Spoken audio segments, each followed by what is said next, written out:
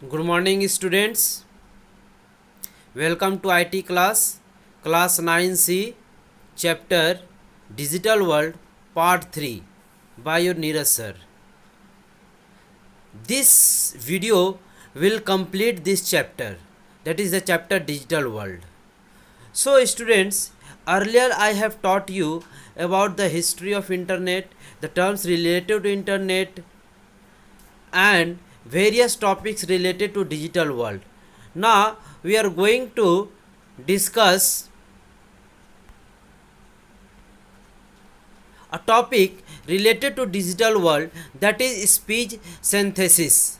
Speech synthesis, it is a technology to convert text to digital audio. ये एक ऐसा technology है जो टेक्स्ट को डिजिटल ऑडियो में कन्वर्ट करता है। टेक्स्ट को डिजिटल ऑडियो में कन्वर्ट करने का मतलब हो गया कि जो कुछ भी लिखा हुआ है उसको वेव के फॉर्म में, उसको ऑडियो के फॉर्म में कन्वर्ट कर देना, इसे हम लोग स्पीच सिंथेसिस कहते हैं।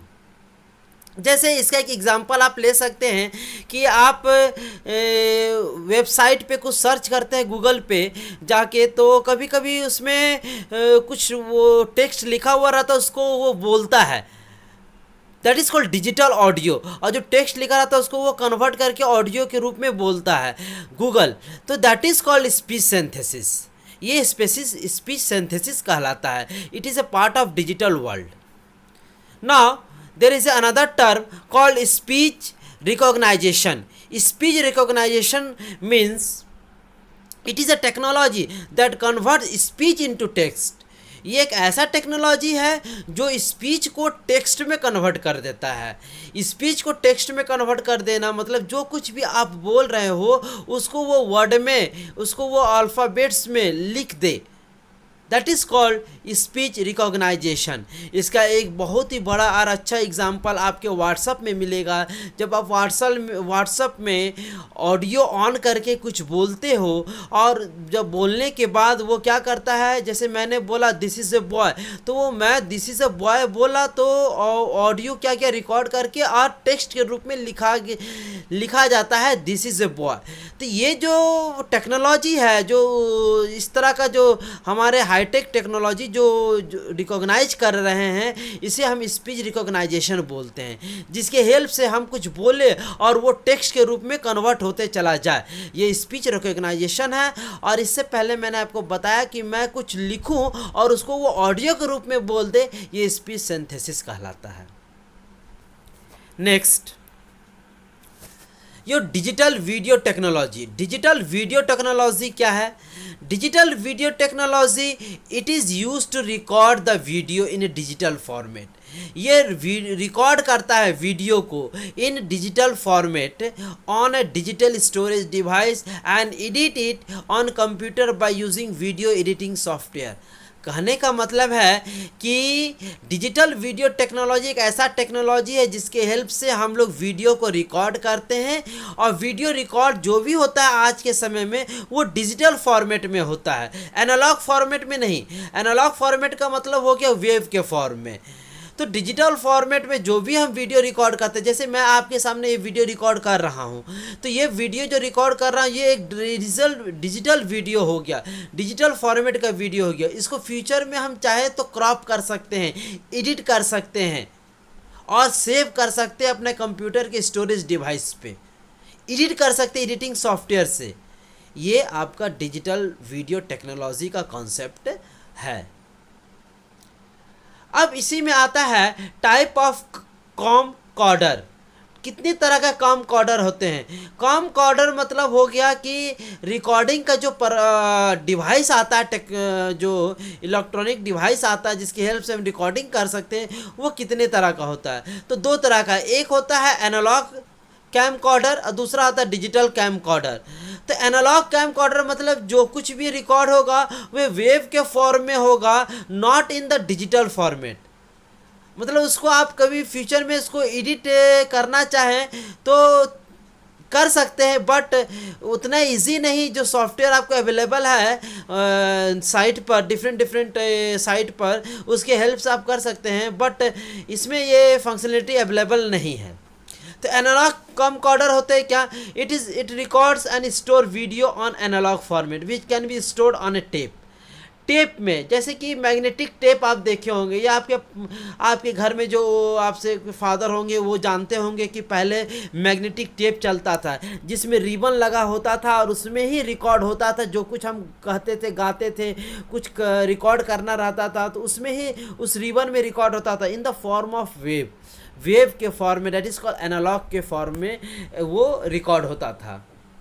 डे बाय डे जब टेक्नोलॉजी हमारा डेवलप करने लगा और हम अपग्रेडेशन की ओर चलते चले गए तो हमारा टेक्नोलॉजी भी अपडेट हुआ और हम लोग भी अपडेट हुए इन द फॉर्म दैट कि हम लोग अब डिजिटल वीडियो जो हम लोग स्टोर कर रहे हैं, रिकॉर्ड कर रहे हैं, वो डिजिटल फॉर्मेट में कर रहे हैं। और जो इसका दूसरा पार्ट है वो डिजिटल कैमकॉर्डर है। आप देखते हैं मैरिज सेरेमनी में, किसी बर्थडे सेरेमनी में, किसी फंक्शनलिटी में आप डिजिटल कैमरा के हेल्प से रिकॉर्डिंग किया जाता है। वो रिकॉर्डिंग क्या है, वो एडिटेबल है, किसी एडिटिंग सॉफ्टवेयर से एडिट किया जा सकता है कभी भी। तो इस रिकॉर्ड को हम लोग क्या करते हैं, रिकॉर्ड करने के बाद किसी डिजिटल एडिटिंग सॉफ्टवेयर से एडिट कर सकते हैं। तो ये डिजिटल कैमकॉर्डर हो गया जिसको फ्यूचर में हम लोग स्टोर करते हैं इन the form of digital form में इसको स्टोर करते हैं। डिजिटल कहने का मतलब हो गया not in the wave format, in the form of 0 and 1s। वो कैसे होता है, because we are handling the computer section, that's why we say that it is a digital format. हम लोग कंप्यूटर के सेक्शन पे काम करते हैं, पढ़ाई भी कर रहे हैं, तो इसलिए हम कह सकते हैं कि ये हमारा डिजिटल सेक्शन है। Next, digital video editing and output formats. Digital video editing and output formats, digital video edit कर सकते हैं और उसका डिफरेंट हम लोग आउटपुट निकाल के रख सकते हैं। मीन्स अगर वो 3 मिनट्स का वीडियो है उसको कट करके 2 मिनट्स का कर सकते हैं, 1 मिनट का कर सकते हैं। ये एडिटिंग हो गया और आउटपुट के रूप में रख सकते हैं। There are 2 type of digital video editing. 2 तरह का डिजिटल वीडियो एडिटिंग होता है। वीडियो एडिट करने का 2 तरीका, एक लीनियर, दूसरा नॉन लीनियर। लीनियर कहने का मतलब हो गया है कि such is editing software in which we have sequentially traverse the file to edit it। मतलब कि इसमें हम स्टेप बाय स्टेप जाके एडिट करते हैं। मतलब कि इसमें हम लोग एक फेज को पहले एडिट किए, दूसरे पार्ट को एडिट किए, तीसरे पार्ट को एडिट किए, चौथे पार्ट को एडिट किए। इसी तरह करते हुए हम लोग अब last part of the video को एडिट कर देते हैं। और नॉन लीनियर पार्ट क्या होता है, non linear digital video editing, उसमें हम लोग क्या करते हैं ना, कहीं से भी जो जिस फ्रेम पे पर्टिकुलर एडिट करना उस फ्रेम पर हम लोग क्लिक करके और उस पर एडिट करके और फिर इसको ओके करके और सेव कर देते हैं। ये नॉन लीनियर हो गया। मतलब जो सिक्वेंसली एडिशन हो गया, एडिट करने का जो तरीका हो गया वो हमारा लीनियर हो गया। और आर्बिटरली हम कहीं भी किसी फ्रेम को उठा लिए और हम अपना वीडियो को एडिट कर दिए, ये हमारा नॉन लीनियर वीडियो एडिटिंग हो गया। Next, digital photography. अभी आपको जो जितने भी बात को मैंने बताया वो सब digital video that is digital photography से रिलेटेड था। यहाँ पर भी एक पार्ट है डिजिटल फोटोग्राफी। डिजिटल फोटोग्राफी क्या, पहले हम लोग जो फोटोग्राफ खींचते थे या दुकान में जाके खिंचवाते थे, वो एक कैमरा होता था जो जिसमें रील होता था और उसमें रिबन्स होता था, उसी में हमारा जाके नेगेटिव और पॉजिटिव बनता था। नेगेटिव और पॉजिटिव कहने का मतलब हो गया कि नेगेटिव मतलब उसका जो हमारे पास मैग्नेटिक टेप जैसा जो फिगर चीज़ रहता था वो हमारा नेगेटिव होता था, और उसको पॉजिटिव बनाने का मतलब कि हम पेपर में उसको प्रिंट कर लिए, that is called positive part. तो डिजिटल फोटोग्राफी मीन्स क्या हो गया कि इट इज़ अ टेक्नोलॉजी और technique use to produce and manipulate digital image. Digital image में डिजिटली हम इसको फ़ोटो के लिए आज के समय में हम लोग के मोबाइल से अपने मोबाइल के कैमरा से फ़ोटो स्नैप लेते हैं और उसको एडिट करते हैं। अगर फेस काला है तो फेस को गोरा करते हैं, अगर हमारा मूछ नहीं है तो हम मुस्टैक लगाते हैं, अगर हमें और सजाना है तो उसको और सजाते हैं, ब्लर करना है तो ब्लर करते हैं। There are so many tools available to edit the digital photography. तो through digital photography we can edit easily in the form of digital. How can we print the image? We can print the image with the help of personal or professional printer.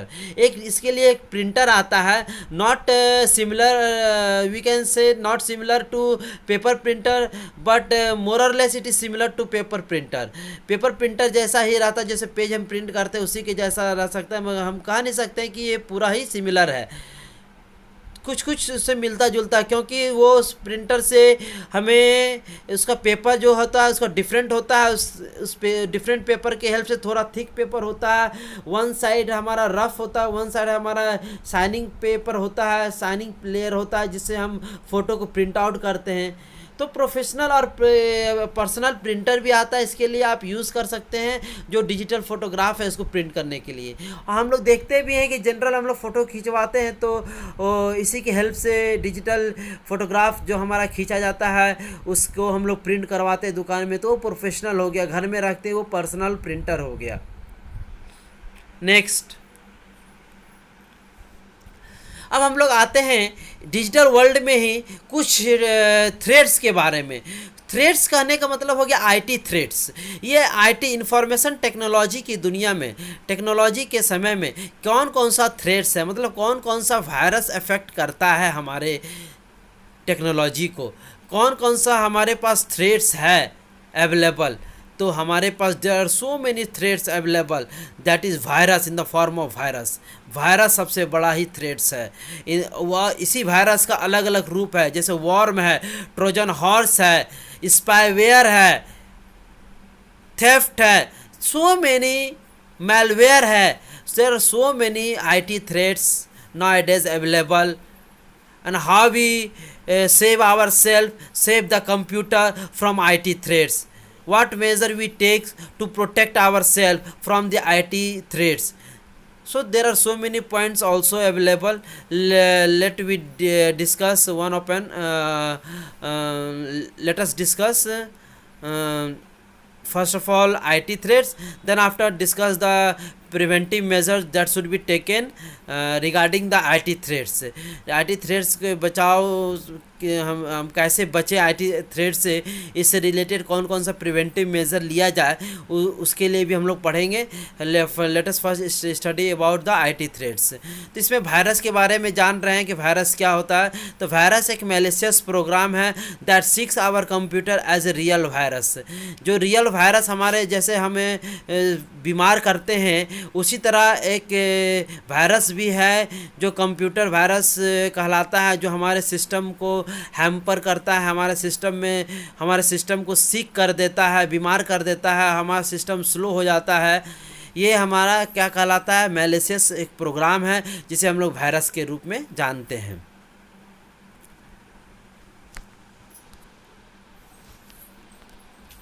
Next is worm. Worm क्या है? Worm is also malicious program that replicate itself till it consumes entire file size.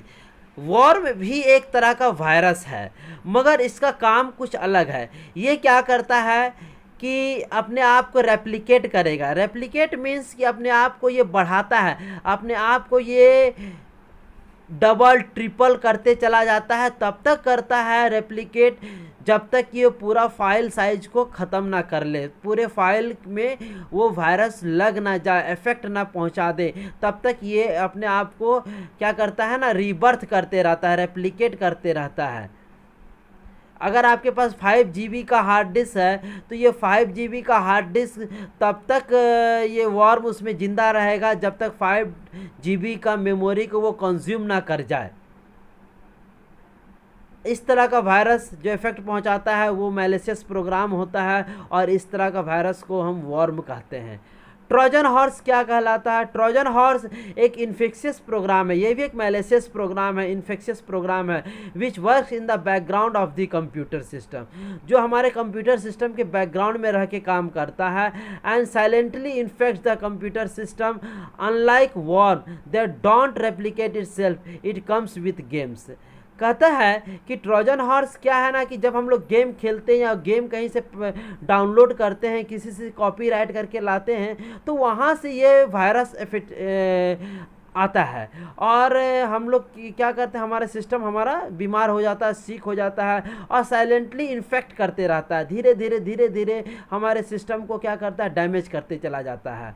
और background में रह के मतलब game खेल रहे हैं, मगर ये वायरस क्या करेगा, हमारे सिस्टम को करप्ट करते जाएगा, हमारे फाइल को करप्ट करते चला जाएगा। इस तरह का वायरस को हम लोग ट्रोजन हॉर्स कहते हैं।